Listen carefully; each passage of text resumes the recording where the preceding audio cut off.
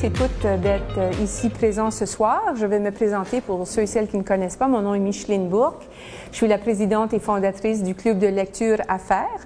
Le Club de lecture, c'est un projet sur lequel je travaille depuis plus de 2 ans maintenant et le rêve devant moi, c'est de créer un carrefour qui va permettre de réunir les adeptes de la littérature d'affaires dans une perspective de découvrir des livres, d'échanger autour du livre et bien sûr d'apprendre par le livre.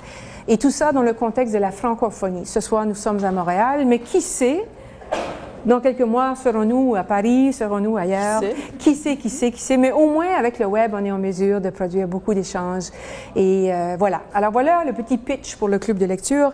Notre principale activité jusqu'à maintenant a été le Sommet du livre à faire, qui est une initiative web qui permet justement de venir à la découverte d'auteurs de France et du Québec. Pour l'instant, cette année, on souhaite avoir au moins un Belge, mais on n'est pas certain encore. On travaille là-dessus. Alors, avant de présenter nos invités, je voudrais refaire quelques petits remerciements. J'aimerais remercier en premier lieu le Club universitaire de Montréal, qui est une grande institution qui me permet de produire des événements ici dans un endroit, j'espère que vous conviendrez, qui est tout à fait magnifique, un endroit avec énormément de racines, 110 ans d'existence et qui réunit des gens légèrement intéressants, là, on n'est pas sûr, là, mais il y a quelques membres ici avec nous, mais des gens qui amènent des expériences professionnelles, des parcours et qui ont envie d'échanger, donc c'est un privilège pour moi d'être ici. J'aimerais aussi remercier Conférence Pro. Conférence Pro est une entreprise dont les bureaux sont à Boucherville, qui se spécialise dans la création et la production de vidéos pour fin de formation. Alors évidemment, vous comprenez que moi, je suis intéressée à collaborer avec eux, donc on va devenir partenaire. Merci beaucoup au président, M. Bruno Fortier, de nous accompagner. C'est eux qui vont enregistrer l'entretien ce soir. Et j'aimerais aussi remercier la dame qui est en arrière, qui vient de la Coop HEC. La Coop HEC va également devenir partenaire du club de lecture. Ils vont nous accompagner dans les événements qu'on produit, notamment ici et possiblement ailleurs. Donc, merci à la Coop HEC. Merci, Lynn, de ton intérêt pour ce qu'on fait. Bon, c'était pas trop long? Non, correct? Ça va bien. Parfait, excellent, on est bien relax. Donc, nos invités. Alors, je vais vous les présenter. Il s'agit de M. Éric Giasson, qui est l'auteur du livre qu'on va discuter, Mme Sophie Ducharme. Avant de leur céder la parole, je vais vous expliquer pourquoi ils sont là. Ils sont là parce que j'ai appris de l'existence de M. Éric Giasson via un événement qui a eu lieu l'été dernier, qui mettait en valeur un livre qui s'appelle « Le pouvoir de l'échec ». Et dans ce livre-là, il y avait un témoignage d'Éric qui parlait de son parcours. Et pas longtemps après, je suis allée à cet événement, Éric m'envoie une invitation à venir à mon lancement. Je suis allée au lancement et je me suis dit, il faut que je fasse quelque chose avec ce livre-là. Alors, je suis allée et j'ai dit, qui pourrait faire un entretien intéressant avec Éric? Vous allez voir son histoire. Le livre s'appelle « Le courage de réussir, les 5 leçons de vie du yogi de Wall Street ». Qui peut être la meilleure personne pour venir avec moi faire l'entrevue? Et c'est elle! Alors, elle... Pas chanceux! Très chanceux! Sophie Ducharme, une femme exceptionnelle que je connais depuis plus de 15 ans maintenant, qui est maintenant rendue vice-présidente associée à la Banque nationale pour le volet relations publiques. Je connais Sophie, je la connais et je l'ai vue chaque année monter une marche. Une femme extrêmement intelligente. Quand vous ferez une recherche Google sur Sophie Ducharme, moi je l'ai fait encore ce matin, et qu'est-ce qu'on voit comme article? Une patronne pas comme les autres. Un article qui a été écrit dans la presse lorsqu'elle avait une de ses nominations et qui illustre bien son grand cœur et sa capacité de faire travailler les gens. Notaire de formation. Juste défaut-là. Oui, une notaire. Mais finalement, les notaires, mais c'est pas vraiment une notaire. Finalement, je pense que tu me corrigeras, Sophie, c'est quelqu'un qui aime aider les gens. Et de l'aide, elle en donne encore aujourd'hui beaucoup via la présidence du conseil d'administration du Chaînon, que vous connaissez sûrement, via la présidence du conseil d'administration du Festival Mode et Design de Montréal, et d'autres implications, et elle est en aide avec le club de lecture également. Oui. Elle a été grande communicatrice, une émission de télévision qui a été 9 ans, je pense, 10 ans, oui. Mêlez-vous de vos affaires, qui faisait valoir l'expertise du notariat. Pas être impoli. Donc, c'est une grande communicatrice. Alors, c'était-tu bon comme introduction, Sophie? C'est suffisant. C'est suffisant. Hein? Je pourrais continuer, là. Je pourrais continuer. Non, merci, OK. Merci. Alors, Éric, moi, je ne le connais pas beaucoup, Éric. On s'est rencontrés au mois d'août l'année passée. Mais en fait, pour le connaître, il faudrait acheter son livre. C'est parce que son livre... On va le connaître un peu plus On va le connaître. soir. Mais je vais juste donner quelques petits détails. Donc, son surnom, Yogi de Wall Street, indice important. Indice important. Mais des petites choses quand même assez exceptionnelles qu'on peut signifier déjà. 4 fois Ironman, survivant du cancer, conférencier, professeur de yoga. Ce ne sont pas des théories abstraites ni des recettes faciles qu'il nous propose dans ce livre, mais 5 leçons de vie et quelques conseils pratiques dont chacun peut profiter. Donc, il va nous parler, je suis certaine, de son parcours. Je vais pas aller dans les détails. C'est un Montréalais, hein, Éric, tu es ici à Montréal, père de 5 enfants, c'est ça? Père de 5 5 enfants, éduqués par-dessus la tête. Enfin, c'est des détails pour moi parce que je veux vraiment qu'on aille dans l'histoire du courage de réussir. Merci, Micheline. C'est bon? C'est-tu correct? Pas trop? Non? OK, Sophie? Bien, merci beaucoup, Micheline. Merci au Club de lecture des affaires. Merci au Club universitaire aussi de nous recevoir. Puis, je trouve ça intéressant. On n'est pas nombreux, ça va être intime. Puis, je veux souligner aussi la générosité d'Éric. Je ne le connais pas, on se rencontre pour la première fois ce soir. Et jamais il m'a demandé quel était le cadre de mon entrevue, qu'est-ce que j'allais lui poser comme question. Donc, merci de nous faire confiance, puis merci de ta spontanéité, parce que je pense qu'on va aller toucher vraiment l'authenticité. Éric n'a aucune idée des questions qu'on va lui poser ce soir. Alors, puis j'avais le goût d'appeler ça un petit peu tout ce que vous avez toujours voulu savoir sur Éric Giasson, le yogi de Wall Street, sans jamais avoir osé le demander. Donc, on va avoir droit ce soir de te... Et j'oserais répondre. Oui, je sais. Je suis même pas inquiète que tu vas vouloir répondre. Alors, merci beaucoup d'être là, puis de ta générosité et ton ouverture. En parcourant ton livre, pour les personnes qui l'ont lu et pour ceux qui le liront, on découvre le long cheminement que tu as fait. Si on se retrouvait pour partir de qui tu étais, si on demandait à des proches de toi de te décrire à l'époque de la haute finance en 2007-2008, qu'est-ce qu'on nous dirait? Qu'est-ce qu'on apprendrait sur toi? Qui étais-tu à cette époque-là? Ben, j'avais une image de réussite absolue. Tu sais, la maison sur le bord la grosse maison sur le bord du golfe, les voitures de luxe, les voyages. Puis on vit pas... même si tu es un peu prisonnier là, de ton image, de qui tu penses que tu es, on n'a pas une culture de vérité.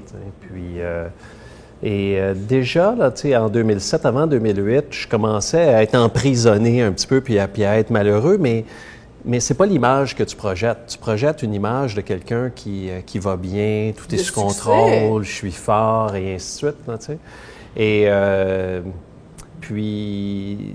C'est ça. Fait que c'est ce que les gens auraient pensé de moi. Puis juste avant la crise de 2008, là, juste avant que je me fasse mettre dehors en même temps que 500 000 autres personnes, là,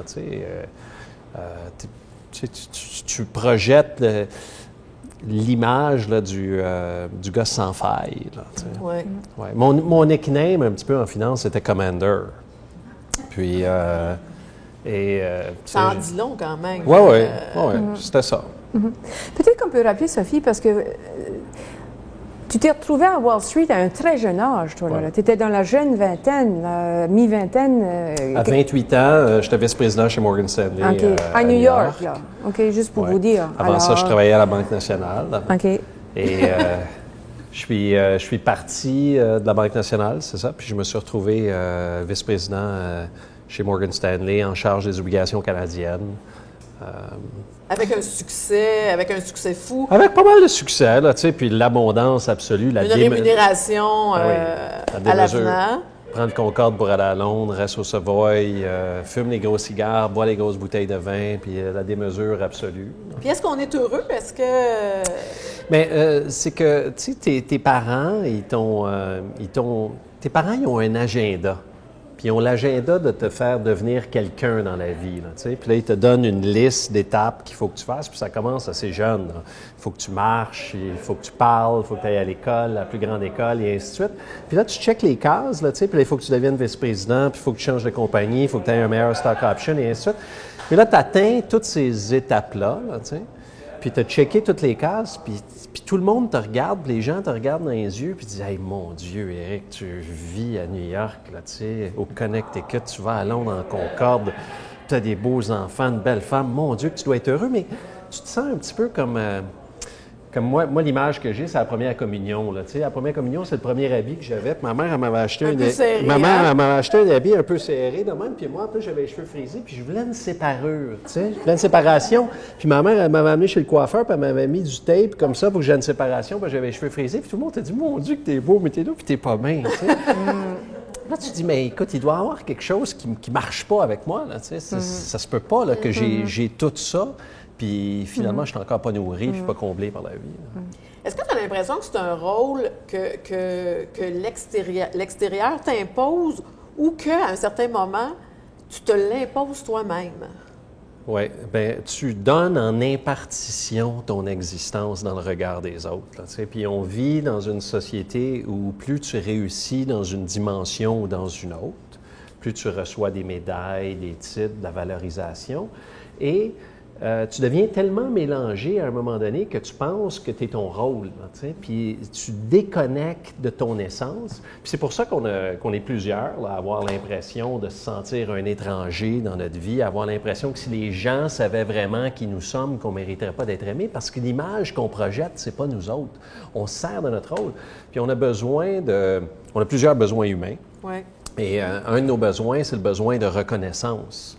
Et tu te sers de ton image pour combler ton besoin de reconnaissance. Mais une fois que je t'ai vu, le vice-président chez Morgan Stanley, bien, tu t'arrêtes de regarder. Ça fait que tu vas faire tout ce qui est dans ton pouvoir pour essayer d'améliorer ton image de façon absolue ou relative, tout le temps dans le but de recevoir le regard des autres. Tu sais, puis là, bien, évidemment, ici, que c'est dans un contexte professionnel, mais ton image, ça peut être ton corps, ça peut être tes voitures, ça peut être ton linge, ça peut être tes bijoux, tu peux être le papa, le mari, et ainsi de suite. Là, tu sais. Parce que la reconnaissance, c'est parfois un cadeau quand on la reçoit, mais ça peut être un piège quand on la cherche. Bien, tu sais, puis une des leçons, là, t'es prisonnier, t'es pas libre tant et aussi longtemps que tu t'identifies à quelque chose qui est à l'extérieur de toi. Comme je l'ai dit tantôt, tu donnes en impartition ton existence dans le regard des autres. Puis c'est pour ça que des fois, tu vas faire des gestes qui vont aller à l'encontre de tes valeurs. Okay? Tu vas aller à l'encontre de tes valeurs, tu vas faire des choses, tu te dis, mais mon Dieu, pourquoi j'ai fait ça? Parce que tu as besoin de combler ton besoin de reconnaissance. Puis comme l'affaire qui reçoit la reconnaissance, c'est pas toi. Il n'y a aucun montant, il n'y a aucun niveau de reconnaissance qui va combler ce vide-là dans toi. C'est un trou sans fond, ça, cette quête-là de reconnaissance. Tout à fait. Il faut nourrir la bête et... Puis c'est un trou sans fond. Puis ça passe direct, là, tu sais. Ouais. Éric, tu as rencontré plusieurs épreuves. Tu en parles dans ton livre. Tu sais, même si tu avais les apparences de succès, de très haut succès, de gagnant à tous les niveaux, tu parles quand même que tu as fait une dépression. Oui. Ensuite, tu as eu un cancer. Et tu dis dans ton livre que ton cancer t'a été salutaire. La dépression est venue après le cancer, mais... j'ai eu un trio de malchance là, dans les années 2000. En 2000, 2001, 2002, j'ai eu un trio de malchance. Puis pour ceux qui se souviennent de la finance, là, en 2000, on venait de privatiser Bolton Tremblay avec Montrosco Bolton. La compagnie était publique et ainsi de suite. Puis là, moi, j'avais mis toutes mes économies et que j'avais ramassées chez Morgan Stanley. Puis j'avais emprunté 3 fois plus pour devenir un gros actionnaire. Puis ça, c'est juste avant la chute des Nortel, des dot-com et ainsi de suite. Les marchés avaient chuté d'environ 30-35 %. Puis comme la valeur de la compagnie est un multiple des bénéfices, les bénéfices ont fait ça. Puis en un an, on avait perdu 85 % environ de la valeur au livre de la compagnie. Ça fait que j'avais perdu mon argent que j'avais économisé à Wall Street. J'étais net dette assez large. Ça fait que j'étais techniquement en faillite. En 2001, j'ai le cancer. Puis en 2002, ma femme, la mère de mes enfants, me laisse pour un de mes amis. Mais pour revenir à ta question, Sophie, là, quand tu es déconnecté de ta vie, dans ta tête, à essayer de contrôler la vie, à ne pas accepter ce sur quoi tu n'as aucun contrôle, prisonnier de ton image. Puis quand tu es dans ta tête, tu n'es pas dans le ici et le maintenant, puis tu ne peux pas permettre à la vérité, à la vraie vérité de te nourrir, et ça dans toutes les facettes de la vie humaine. Puis quand le cancer est arrivé, bien, pour moi, ça m'a rendu humain, ça m'a rendu vivant. Puis ça, je le dis une couple de fois, là, entre autres aussi par rapport à la mort de mon père, mais le paradoxe, c'est que la mort, ça fait partie de la vie. Oui, c'est très près, en fait, hein, l'un de l'autre. Puis, si j'ai, entre autres, par rapport à la mort à mon père, je dis que ça a été comme une des choses, c'était évidemment une des épreuves les plus difficiles de ma vie, mais ça a été aussi beau que la naissance d'un enfant, là, parce que ça te reconnecte avec ce qu'il y a de plus humain. Puis, tu sais, pour moi, là, d'être le commandant, puis d'être tout le temps en charge, puis je suis père de 4 enfants, puis ci, ça, puis j'ai la grosse job, puis tout le temps, puis tout va bien.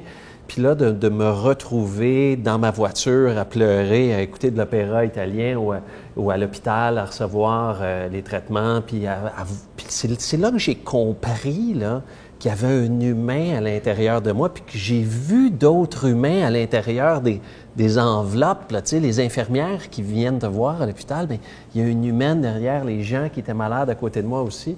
Fait que pour moi, ça a été une shot d'épidurale, là, ça m'a reconnecté, ou plutôt c'est comme si on m'avait rebranché le cordon ombilical, là, puis ça m'a reconnecté avec la vie. Ça fait que, puis j'ai commencé à méditer à ce moment-là, j'ai commencé à me familiariser avec le bouddhisme aussi. C'est là qu'a commencé plus la quête spirituelle au moment du cancer? Oui, bien c'était ma 3e phase spirituelle. J'avais déjà eu 2 autres phases spirituelles, comme une à 10 ans puis une à 20 ans. Là. Je viens d'une famille très, très croyante. Ouais, okay. Et puis là, ça m'a reconnecté. Puis de ces 3 épreuves-là, OK? Fait que tu as perdu ton cash, tu as perdu ta santé, ni plus ni moins, puis tu as un de tes amis qui est parti avec ta femme, tes 4 enfants, puis ta maison, tu sais. Fait que, qu'est-ce qui reste? Bien, il reste tout le reste de qui tu penses que tu es, tu sais. Tout le reste de qui tu penses que tu es, puis ça, tu peux juste l'être. Tu ne peux pas penser à être. Ça fait que j'ai reconnecté à ce moment-là avec mon essence. Tu arrêtes de gaspiller ton énergie dans les pensées à essayer d'attirer la reconnaissance, à essayer de tout contrôler et ainsi de suite. Tu n'as pas le choix d'accepter, tu es libre, tu vis dans la vérité et ça m'a amené dans l'action. Puis ça m'a permis de rebâtir ma vie dans toutes les facettes de ma vie, là, jusqu'à la prochaine crise. C'est pour ça que tu dis que ces épreuves-là ont été un cadeau.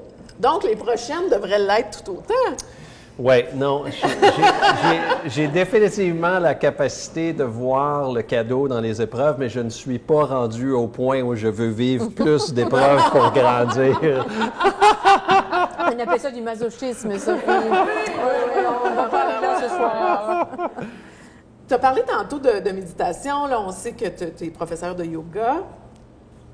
Tu as passé vraiment d'un univers où c'est la performance à tout prix. Hein? En finance, tu étais trader. C'est vraiment la performance à tout prix. Jusqu'à là, yoga, méditation, qui est tout à fait l'inverse. Oui. Est-ce que tu as des rechutes des fois? Est-ce que tu veux être bon en yoga? Est-ce que tu veux bien méditer? Non, mais j'ai commencé à faire du yoga Ironman style, là, parce que aussi j'ai fait, c'est écrit dans le livre, on en a parlé tantôt, là, j'ai fait 4 fois Ironman, je travaillais à 50 heures, puis quand j'ai commencé à faire du yoga, le yoga est arrivé par erreur. Là. J'étais en Californie en train de... Je vais backtracker un petit peu. En 2008, j'ai perdu ma job, je n'accepte pas ça, je tombe en dépression assez sévère. Et avec des idées suicidaires. Puis là, je suis en quête d'exister. Comment je vais faire pour exister? Je me servais de ma job pour exister. Ça fait que là, moi, j'avais du cash. Fait que j'étais un gars riche un peu. Ça fait que je me servais de mon cash pour exister. J'achète des voyages à du monde. J'achète une Porsche à mon père. J'achète une Mercedes à ma blonde et ainsi de suite. Puis tu sais, j'amène comme 20 personnes à Los Cabos et ainsi de suite. Puis, mais j'avais pas tant d'argent que ça, par exemple. C'était ça le problème. Puis là, je me suis mis à trader mes économies pour essayer de survivre. Et mon objectif, mon intention n'est plus d'essayer de maximiser mon talent dans une opportunité. Mon intention est juste de survivre et montrer au monde que je suis encore un gars riche. Fait que mes économies font ça, mon trading fait ça. J'ai comme la pire année de trading de ma vie, en 2009. Et, qu'est-ce que je peux faire d'autre pour exister? Puis j'avais été 4 fois Ironman. Ironman, c'est comme un gladiateur moderne. Tu sais, t'es comme bien rasé, puis t'as le tatou Ironman, puis tu te reconnais, le vélo à 10 000 $ et ainsi de suite. Là, tu sais. Fait que je vais aller en Californie, je vais refaire Ironman, et je vais en camp d'entraînement là-bas. Je me blesse. Et là, je suis obsédé à garder ce corps-là en shape parce que je me sers de ce corps-là pour recevoir de la reconnaissance. Là. Moi, là, j'existe à travers ce corps-là. J'ai comme 7-8 % de gras, puis je suis en shape au bout. Là. Fait que qu'est-ce que je peux faire pour rester en shape? Je vais faire une classe de yoga en Californie, à San Diego. Puis là, je sors de là, puis je me dis, wow, c'est intéressant. Ça fait que là, je reviens à Montréal et je fais ça Ironman style. Fait que je pratique à tous les jours, plusieurs fois par jour. Je fais jusqu'à 4 classes de yoga par jour. Et j'essaie de faire les poses là, les plus difficiles, là, les jambes croisées et ainsi de suite. Oui, tout à fait. J'ai commencé... Dans la performance du yoga. Dans l'hyper-performance du yoga. Est-ce que, tu parles beaucoup aussi de l'image qu'on se donne, qu'on s'impose souvent, ça nous limite. Toi, est-ce que tu considères que ton ego a souvent été dans le chemin pour prendre des bonnes décisions? Oui, parce que, je l'ai dit, là, mais tu sais, quand ton intention, c'est de faire flasher ton rôle, c'est de recevoir de la reconnaissance. Ton intention n'est pas de contribuer à partir de ton essence à un besoin. Tu veux juste recevoir de la reconnaissance ou tu essaies de contrôler la vie pour combler ton besoin de sécurité. Mais à ce moment-là, tu es en réaction. Tu n'es pas en action. Puis c'est pour ça que tu vas aller à l'encontre de tes valeurs. Tu vas faire des choses. Tu sais, moi, je veux dire, moi, j'étais le commander en finance. J'étais un gars discipliné. Là, tu sais, la gestion du risque, l'exécution, c'était super important. Puis ce que j'ai fait avec mes propres économies, ça s'explique pas. Là, tu sais. Ça fait que je l'ai fait en réaction totale. Vraiment, oui. Ouais. En réaction d'urgence. De survie. De survie. De survie, puis de combler mes besoins, mes différents besoins humains. Une fois qu'on réalise ça, comme tu l'as fait, j'imagine que ça se fait progressivement, il y a quand même des deuils à faire. Ce train de vie-là, par exemple, c'est grisant, il y a de l'adrénaline. Est-ce qu'avec ça vient, oui, certains deuils ou une insécurité financière? Tu avais des enfants, tu te dis, bon, OK, là, je veux avoir un contrat de vérité avec moi-même, je veux être dans le moment présent, mais tu as quand même des responsabilités et un train de vie auquel la famille est habituée. Oui, tout à fait. Puis, j'ai voulu, en 2009-2010, là, j'ai commencé, je voulais ouvrir je me cherchais un rôle, tu sais, puis j'avais pas de job en finance, puis les jobs en finance qu'on m'offrait n'étaient pas aussi élevés que ceux que je pensais que je valais, là, qui ne ressemblaient pas à travailler pour Bervin Howard. Puis là, je me suis dit, en faisant du yoga, je me suis dit, c'est une belle business, ça. Puis je pourrais peut-être être propriétaire d'une chaîne de studios de yoga. Là, tu sais, je pourrais être le magnat de studios de yoga, puis je pourrais parker ma Porsche en face. Et j'avais rencontré une femme qui avait justement des franchises. Et tout de suite, elle et moi, on a cliqué. Mais une des premières choses que j'ai dit, je pense que j'ai élevé mes filles Mes filles ont eu des vies confortables. Là, tu sais, on a voyagé, les voitures et ainsi de suite. Puis je me suis dit, je pense que qu'est-ce que je suis en train de vivre va être justement salutaire pour eux autres. Là, tu sais. Fait que, puis à ce moment-là, il me restait encore des économies. Je n'étais pas encore trop préoccupé, mais je me disais, ça va être bon de voir que je n'ai pas juste survécu à ça, mais que je vais vivre de façon différente, puis que tu peux trouver le courage de réussir malgré certaines épreuves qui t'arrivent. Puis est-ce que les enfants ont suivi ton cheminement relativement facilement ou ils ont trouvé ça difficile, elles aussi? Je pense ça, je l'ai écrit dans le livre, mais dans toutes mes relations qui ont changé, ma relation avec mes enfants n'a pas changé. Puis, tu sais, peut-être parce que j'avais lu Khalil Gibran là, juste avant de me marier, puis que tes enfants, c'est pas tes enfants, c'est les enfants de la vie. Puis il y a des cadeaux, hein, puis moi, je me serais jamais séparé de la mère de mes enfants, mais quand elle m'a laissé, pour moi, ça a été un moment opportun vraiment là, d'être papa 1 semaine sur 2, puis j'ai 4 filles en 5 ans jour pour jour, puis quand on s'est séparés, les filles avaient 6, 8, 10 et 11. Puis, j'ai jamais été occupé à être dans le rôle du père. Je suis un père très sévère, très rigoureux, mais quand ma petite de 6 ans me disait « Hey, papa, t'exagères. » Ah oui? C'est vrai? Pourquoi? Puis tout de suite, j'étais capable de voir la sagesse de la petite personne. Puis je l'ai dit dans le livre, là, il y a 2 de mes filles que je me suis aperçu genre à 5 et 7 ans qui étaient plus vieilles que moi, tu sais. Puis... fait que ma relation a tout le temps été relativement yogique, au-delà du rôle. J'ai pas été occupé.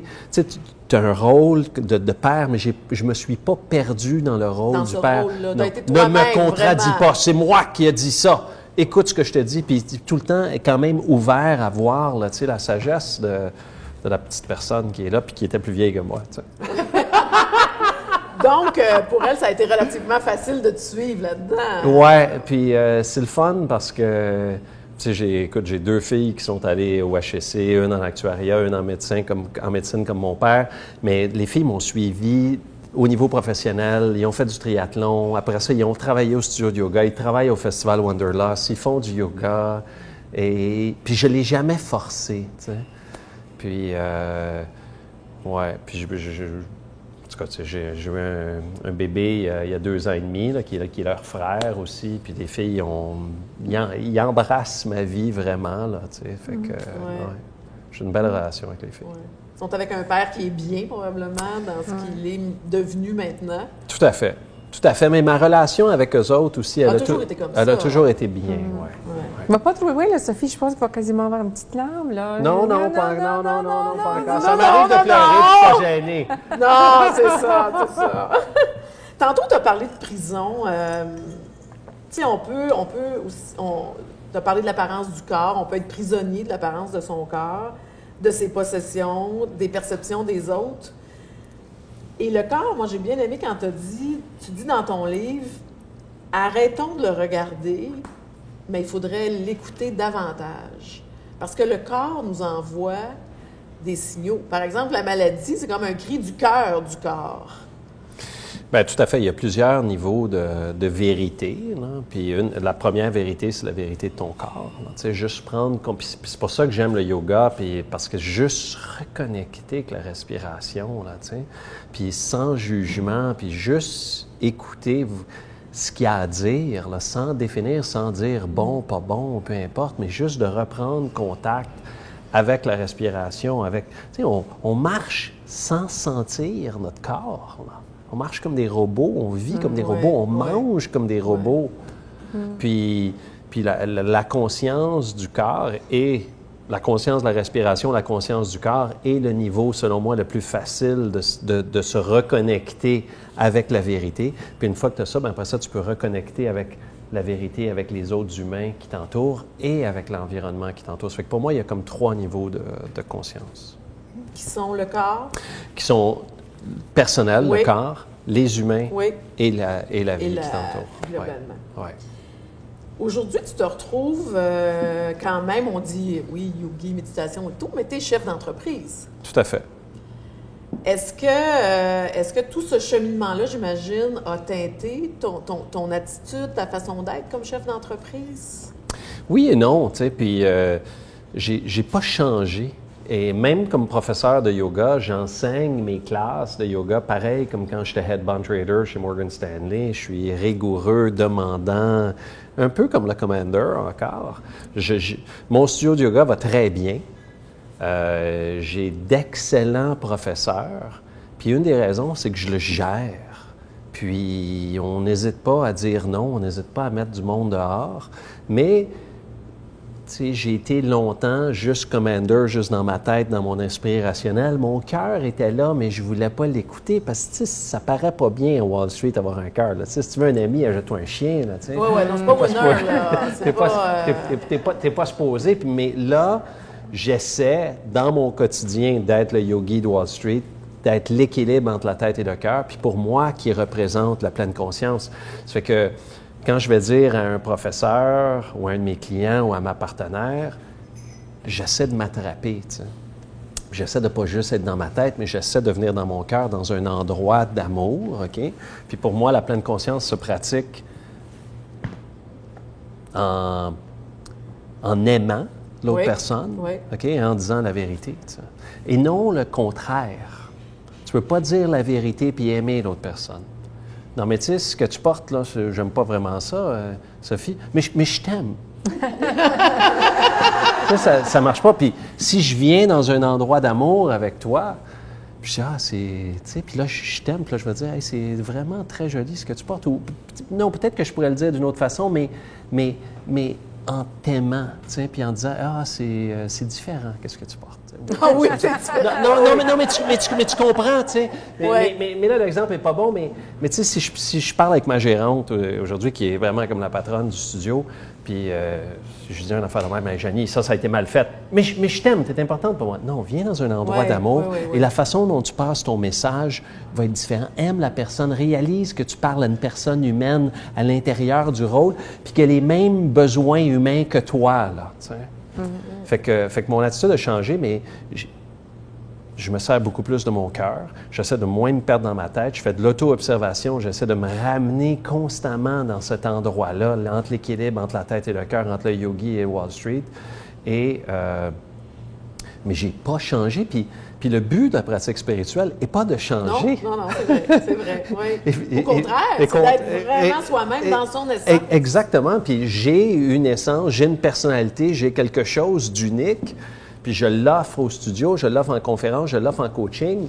Tu sais, quand je coach les gens, là, ça arrive, je les aime, ça arrive quand même souvent aux personnes comme d'être interpellés, puis d'aller les toucher, puis d'essayer de shaker quelque chose en eux autres pour les réveiller, pour réussir à leur donner le courage. Mm-hmm. Oui, de sortir de la zone de confort. Exactement. Et ça en prend du courage. Exactement. Mm-hmm. Demeurer présent soi-même, c'est un exercice de tous les instants, ou presque. C'est ce que tu disais un peu quand tu veux entrer en relation avec quelqu'un ou tu as un message à passer. Et tu dis dans ton livre, pratiquer la pleine conscience est la meilleure façon pour me garder libre au quotidien du besoin de reconnaissance. Bien, c'est la seule arme que tu as, là, parce que, comme je l'ai dit tantôt, on a été endoctrinés par nos parents, par la société, à vouloir des bébelles ou à vouloir une carrière qu'on ne sait pas ce qu'on veut, on ne sait pas c'est qui le veut. T'sais. Puis la pleine conscience te ramène ici, maintenant. De rester toujours connecté. Oui, puis de rester toujours connecté. Puis j'aurais pu faire la même carrière en finance. Oui, tu aurais pu décider. Puis j'aurais été bien meilleur. Oui. Puis il n'y a rien de mal à travailler pour une grande banque parce qu'on en a... Ça, je me la fais souvent poser, tu ne retournerais pas, là. Absolument que je retournerais. Il n'y a rien de mal à travailler en finance. On a besoin des banques. Mais quelle est ton intention? Tu as un talent, tu as quelque chose, tu as une essence et il y a des besoins. Il y a des besoins à l'intérieur de la compagnie, il y a des besoins dans la société. Puis c'est de faire le lien entre les deux. Mm-hmm. Parce que dans le demeurer présent, là, quand ça va bien, c'est plus facile. Mais toi, tu dis aussi demeurer présent lorsque ça fait mal, accueillir l'émotion plutôt que de maintenir le réflexe immédiat de chercher une solution pour chasser le malaise ressenti. Puis c'est un réflexe qu'on a. Oui. Faut éviter... De combler notre besoin de sécurité, on va être souvent dans la fuite, puis on n'accueillera pas les émotions.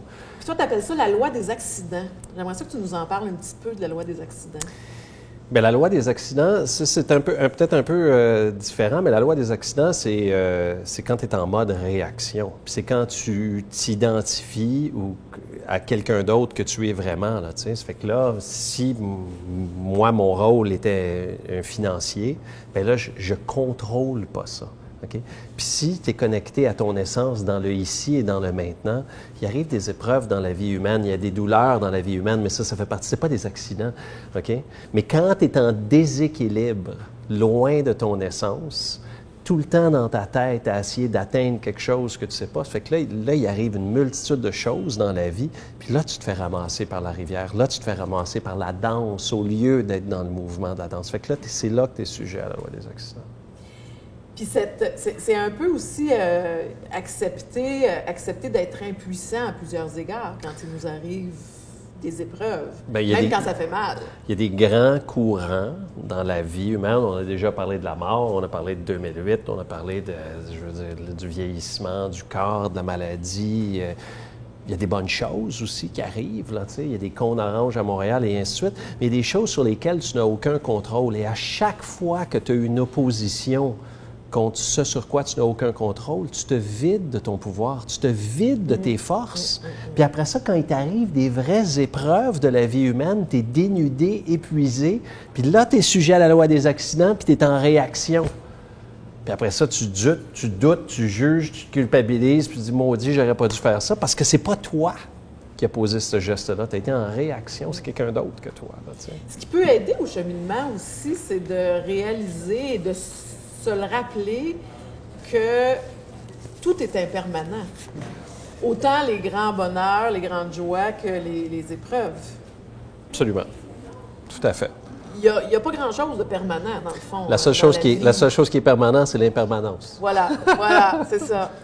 Oui. Et une fois qu'on réalise ça relativise bien des choses. Oui, absolument. Ça, tu nous le fais comprendre dans ton livre. Oui. Puis la seule chose qui existe, c'est ici. La seule chose qui est libre de l'illusion, c'est ce qui se passe ici. La seule vraie vérité, c'est ici. Puis ta vie est faite de tous ces moments-là. Puis si tu n'étais pas là pour en profiter, pour maximiser ce que tu avais à donner, puis d'essayer de combler tes différents besoins humains dans ces moments-là, bien, tu as peut-être eu une belle vie sur papier, mais tu passes à côté. Mais tu passes à côté, tu n'étais pas là pour la vivre. Tu nous as parlé, puis tu as effleuré le sujet tantôt, puis puisque Micheline nous donne un petit peu de temps, où on va le prendre. Mettons qu'elle a accepté qu'on était pour la prendre. Il y avait un animateur qui défonçait, nous autres, on défonce. Mais c'était aussi pour donner l'occasion, s'il y a peut-être tout à l'heure des gens qui voudront poser quelques questions aussi. Oui. Mais tu dis que tu as eu des enseignements précieux lors du décès de ton père. J'aimerais ça qu'on y revienne un peu. Oui. Puis c'est des moments importants, ça. Oui. Bien, ça a été les moments de vie, de vraie vie comme ça. Tu sais, je veux dire, tu peux pas bullshitter. Mon père, il est rentré à l'hôpital le 26 décembre. Le 28 décembre, on avait 20 ans de différence. Il avait 71 ans. Puis le 28 décembre, il a appris qu'il avait un cancer terminal. Il pensait qu'il avait 3 mois, mais il est mort en 3 semaines, puis il était top shape. Il venait de passer, en tout cas. Puis c'était un gars en forme. Et quand tu es là, sur le lit de mort, à le regarder, puis à tout passer la vie, c'est peut-être là que je vais me mettre à pleurer, mais tout passer la vie en review, là. Merci, papa, d'avoir été un père exceptionnel. Mon père avait gagné la garde à temps plein en 1973, je pense. C'était rare dans ce temps-là. La garde à temps partagée, ça n'existait pas. Fait que lui, il avait gagné la garde à temps plein. Ma mère avait des difficultés, ce que je l'ai remercié de m'être séparé de ma mère. Je me suis excusé de certaines choses, et ainsi de suite. Puis il y a plusieurs réponses, tu sais, dans ce moment de vérité-là qui sont arrivées. J'avais l'impression de ne pas maximiser mon talent au niveau professionnel. J'avais pas l'impression d'avoir juste un studio de yoga, que c'était assez pour ce que j'avais à offrir. Puis de là, il est sorti le projet du livre, le projet d'ouvrir d'autres studios de yoga et ainsi de suite. Et puis dans les moments vraiment intimes là, avec mon père... Qui est encore conscient à ce moment-là? Super conscient. Il était conscient jusqu'à la fin. La mère de mon fils, qui avait 1 an et demi à l'époque, c'était vraiment difficile. Puis elle était comme en chicane avec la famille et ainsi de suite. Puis on avait des valeurs non complémentaires et probablement vraiment différentes. Puis là, j'étais avec lui, puis on pleurait, puis on se regardait, et ainsi de suite. Puis je disais, tu sais, papa, si j'avais le courage, là, c'est pas facile. Là. Je pense que je mettrai un terme à ma relation avec la mère de mon fils. Il dit, je le sais. Je le sais. T'sais. Puis de façon assez bizarre, là, comme après sa mort, là, quelques jours après sa mort, j'ai soudainement eu ce courage-là. Puis qui était évidemment une bonne chose pour moi, pour la mère et pour mon fils, mais qui est arrivé des grandes leçons. Puis c'est des choses que tu ne peux pas nécessairement comprendre avec ton esprit rationnel. La réponse arrive à travers toi. Tu peux juste être la réponse. Oui, non, vraiment. Pour avoir vécu quelque chose de semblable aussi à la mort de mon père, je comprends bien. Je suis rendue à Alvac. Bon, Alvac. Donc, ce processus-là, Alvac, pour accepter, liberté, vérité, agir, confiance, tu dis que c'est un processus qui t'aide, toi, justement, à rester connecté dans ton essence? Qui m'aide à combler, qui me donne le courage de réussir, qui m'aide à combler mes besoins humains, qui s'applique au niveau professionnel dans un contexte d'affaires, mais qui s'applique dans toutes les sphères de la vie humaine. Accepter... Parce que de par notre besoin humain, là, nos besoins humains, entre autres le besoin de sécurité, qui est le besoin premier pour bien du monde, c'est qu'on a de la difficulté à accepter ce sur quoi on n'a aucun contrôle. Okay? Puis on refuse d'accepter ta relation amoureuse, ta situation financière, que tu te fasses mettre dehors, et ainsi de suite. Puis on essaie de contrôler l'incontrôlable pour se sécuriser.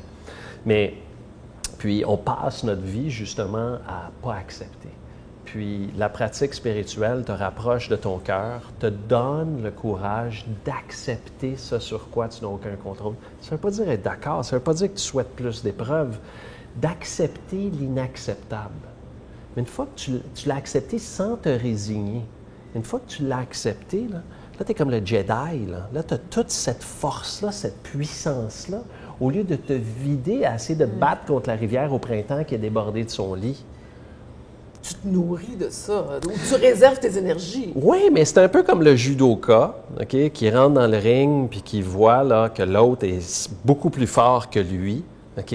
Fait qu'il accepte que son partenaire est plus fort et il utilise la force de son opposant et il met tout son poids derrière puis ça le rend plus fort. Là, liberté. Liberté, on est prisonnier de notre rôle, peu importe ce qui est notre rôle, notre rôle professionnel, notre rôle familial, nos bébelles, nos ci, nos ça. Puis, on se sert de ça pour essayer de combler notre besoin de reconnaissance. Puis comme on l'a dit tantôt, il n'y a rien qui va combler notre besoin de reconnaissance parce que c'est pas toi qui le reçois. Puis c'est pour ça qu'on se sent un étranger puis qu'on n'est pas capable d'être vraiment intime avec les autres. Puis le moment où, OK, puis on est mélangé. Tu sais, moi, le monde vient de me voir et dire « Moi, Éric, j'aimerais ça faire comme toi. Là. Je vais tout sacrer ça là. Je vais vendre des bébelles, puis je vais être prof de yoga. Je vais m'en aller à Bali. » Mais pendant que tu vas être à Bali, tu vas être encore emprisonné dans ta tête puis essayer de poster des affaires sur Facebook puis dire à tout le monde « Moi, je suis à Bali. » T'es pas libre.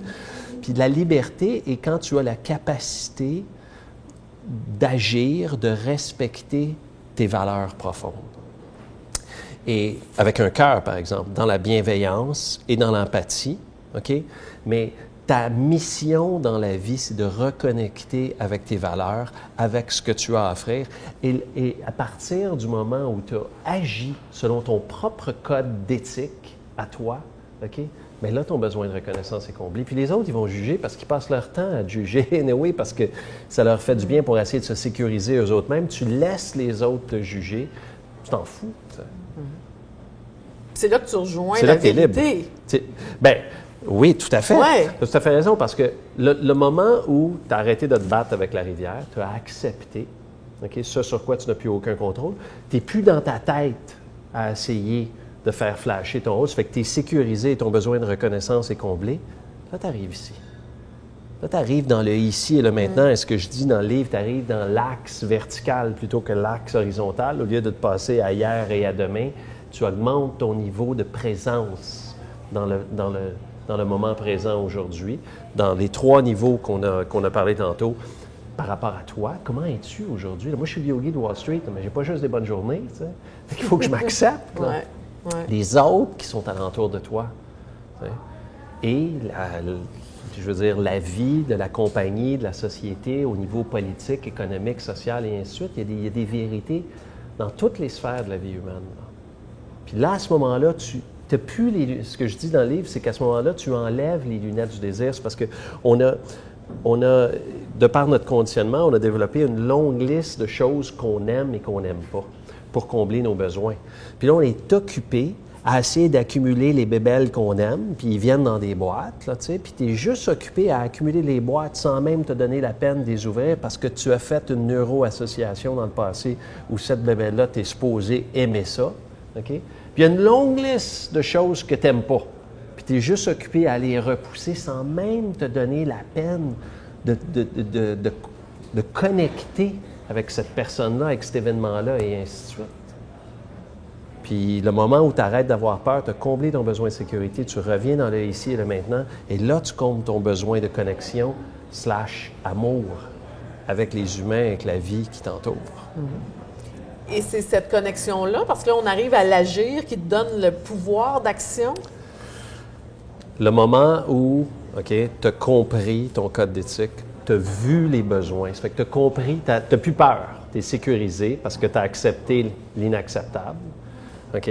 Et tu as compris ton code d'éthique, tu vois ton talent, tu vois tes passions, tu vois ce que tu as à offrir, puis tu vois la vérité, la vraie vérité, pas celle que tu veux voir. Ça fait que tu vois les besoins dans toutes les sphères de la vie humaine, puis là, tu fais le lien entre ce que tu as à offrir et les besoins. Ça te fait agir, ça t'amène dans l'action, puis c'est une action qui contribue au-delà de toi. Ça fait que tu viens de... Ça, c'est ta vraie mission de vie, là. C'est ton dharma. Tu fais le lien entre ce que tu as à offrir et les besoins, puis c'est une action qui te nourrit. Et la dernière lettre pour le Halvac, la confiance.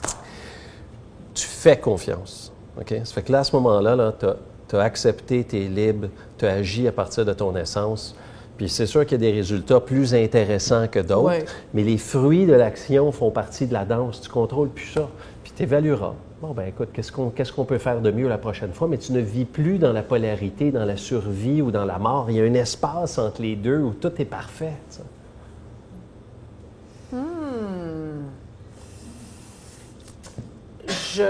Moi, je m'arrêterai ici parce que peut-être qu'il y a des gens qui veulent. Peut-être qu'il y a des gens qui voudraient poser des questions. Sinon, je continuerai. Parce que moi, vous voyez, je vous avais pas dit pourquoi j'avais choisi Sophie, mais c'est parce qu'elle est bonne à poser des questions, vous conviendrez. Elle a une excellente interviewée. Ben oui, donc, c'est tant mieux. Facile. C'est plus que facile, Est-ce que vous avez envie de partager, faire un... Ah, Roxane. Moi, j'ai une question. Tu sais, parfois, on a une identité qui nous est apposée ou qu'on se choisit parce qu'elle nous convient bien. Là, tu dis le yogi de Wall Street. Y a-t-il des moments où tu te sens un imposteur de te faire appeler le yogi de Wall Street?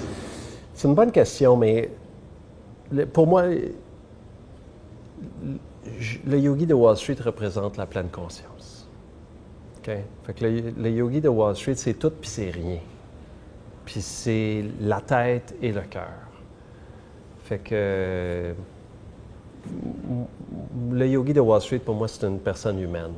Puis qui va au Costco, qui va au parc avec son fils, qui a une job. Qui a des journées plus difficiles que d'autres. Puis c'est ça, là, tu sais. Puis c'est une personne humaine qui essaie de trouver le courage au quotidien de réussir sa vie, tu sais. Fait que je suis pas occupé à être le gourou. Je suis pas un gourou. Je suis le professeur. Comme je dis, je suis le thérapeute et la thérapie, tu sais, live en même temps. La thérapie, c'est sur moi, puis je partage sans aucune gêne ce que j'apprends sur moi. Ouais. D'autres questions? Mais c'était très bon, Roxane, merci. D'autres questions? Ah! Tout à l'heure, je parlais de listes. Est-ce que tu as encore ces listes-là? Puis quand on est en pleine conscience, on n'a plus les listes. Liste de choses qu'on n'aime pas? Oui, c'est une bonne question. J'essaie d'être plus curieux par rapport à tout, là, tu sais. Et puis, ma nouvelle phrase, là, tu sais, quand il pleut, là, OK, tout le temps, puis tu as fait des neuroassociations que la pluie, c'est moche et ainsi de suite. Puis là, tu te répètes ça à journée longue, puis là, ça a un impact sur ton humeur, sur ta vie, sur tes... Fait que, tu sais, moi, j'essaie de voir les choses que j'ai associées à... pas à du malheur, là, mais que j'aime pas, à me dire, ah, ben ça va être intéressant, ça. Tu sais, c'est intéressant.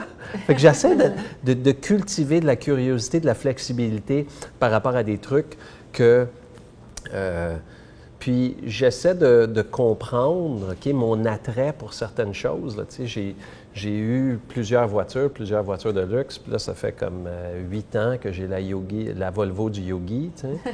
Puis j'ai encore des fois des pulses, là, tu sais, j'ai le goût de changer de voiture et ainsi de suite. Mais quelle est mon intention derrière cette envie-là? Là, tu sais? Ça fait que j'essaie de comprendre d'où vient mon association. Puis est-ce que j'en ai vraiment besoin? Bon point. D'autres choses? D'autres questions? Julie? Pour faire un lien avec ça, la société est faite qu'on veut, le désir de consommer tout le temps et toujours avoir la plus grosse voiture, la plus grosse maison. C'est aller à l'encontre de tout ce qui est marketing au niveau... Bien, ça, je le dis dans le livre, c'est pas juste marketing, mais c'est économique aussi, parce que si tu ne changes pas ton iPhone à tous les 6 mois, la planète s'écroule, ni plus ni moins financièrement, parce qu'on est surendetté. Mais c'est pour ça que si tu as arrêté d'avoir peur, si tu as connecté avec ton propre code d'éthique, tu as vu les vrais besoins, les tiens et ceux de ta famille, puis là, tu agis, pour ça, tu fais confiance, tu sais. Puis si tu as besoin de t'acheter une nouvelle voiture parce que ta famille a grossi et ainsi de suite, puis tu vas dans la campagne, puis tu veux un camion, peu importe, mais quelle était ton intention derrière ton action? Puis c'est correct, tu sais. Puis si tu veux t'acheter un nouveau téléphone, c'est correct, mais pourquoi tu fais ce que tu fais? C'est ça la question. Puis, on revient à la pleine conscience. Bien, tout à fait. C'est de te poser la question pourquoi, quelle est l'intention. Puis peut-être que l'intention, ça peut être juste de se faire plaisir. Oui, parce qu'il faut célébrer aussi des fois, puis il faut se gâter. Puis ça, c'est quelque chose que je me suis fait plaisir, mais j'ai jamais vraiment savouré. Parce que dans mon image de commander, là, c'est le commandant qui est tout le temps sérieux, tout le temps prêt à aller à la guerre, puis il arrive un bon moment, puis tu penses juste à la prochaine attaque. T'sais. Oh, on a eu une bonne année, mais c'est pas grave, l'année prochaine, il faut répéter. Oui, il faut se gâter, il faut célébrer, puis il faut apprécier. Ouais. Puis, si tu le fais, c'est dans cette intention-là. Hey, je me gâte. Ouais. Puis j'ai le droit. Parfait. Ouais, c'est ça. Hein. Puis pas de culpabilité là-dessus. Je l'ai faite. De se savourer à plein. Oui. Est-ce qu'il y aurait d'autres questions, commentaires?